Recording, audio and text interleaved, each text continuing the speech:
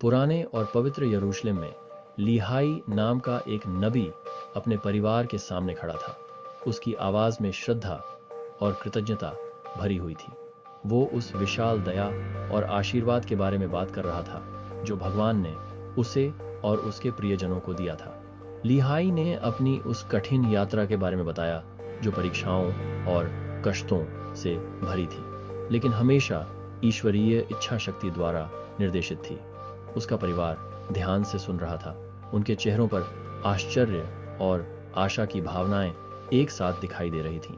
लीहाई के शब्द न केवल पिछली घटनाओं का स्मरण थे, बल्कि उनके विश्वास और दृढ़ता का प्रमाण भी थे। उसने भगवान में विश्वास की महत्ता पर जोर दिया और बताया कि कैसे उनका अटूट विश्वास उनके सबसे कठिन समय में उनके लिए मार्गदर्शक रहा।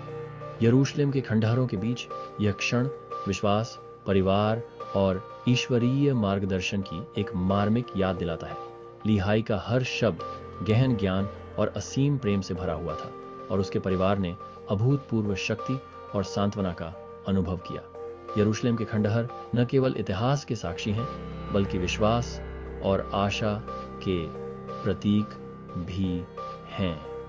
लीहाई की कहानी हर श्रोता को प्रेरित करती है, जिससे उन्हें कठिनाइयों में भी प्रकाश और आशा मिलती है। लीहाई ने उस चमत्कारी यात्रा को याद किया जो उन्होंने की थी, कैसे भगवान ने उन्हें विनाश के कगार से बचाया था और उन्हें जंगल से होकर उस वादा की गई भूमि तक पहुंचाया था जहां दूध और शहद की नदियां बहती थीं।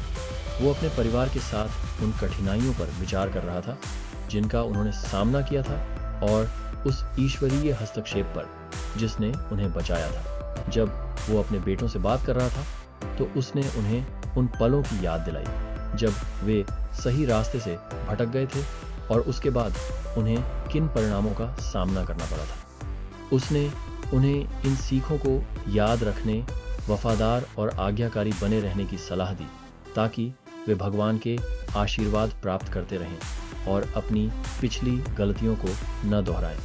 लीहाई ने जोर देकर कहा कि केवल विश्वास और दृढ़ता के माध्यम से ही वे भविष्य की चुनौतियों का सामना कर सकते हैं।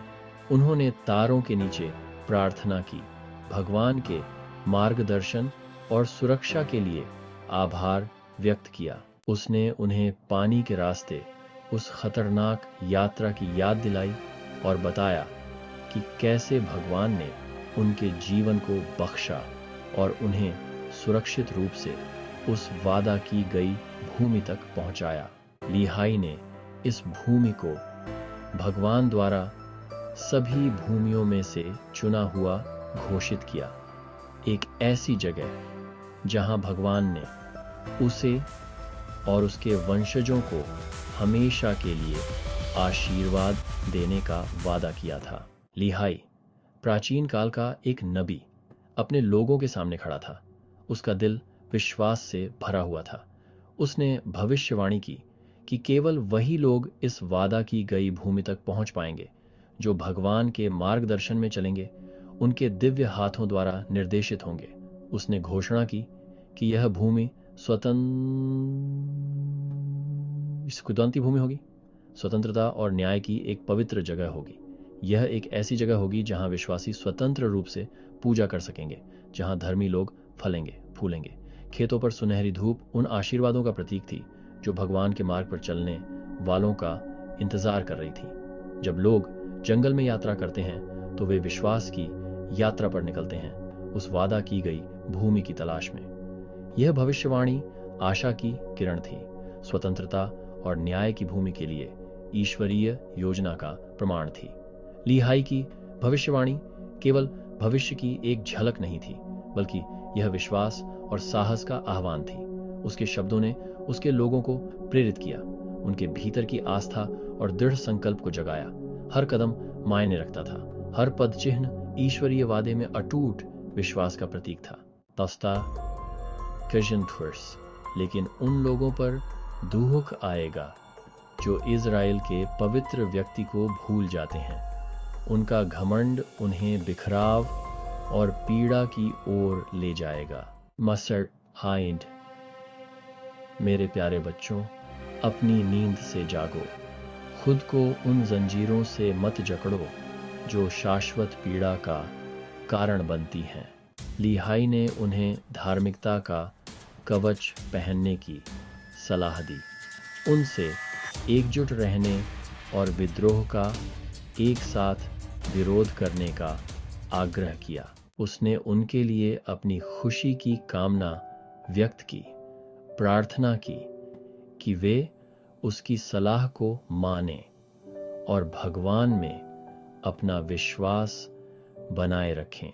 हालांकि उनके बेटों के बीच संदेह पैदा हो गया था।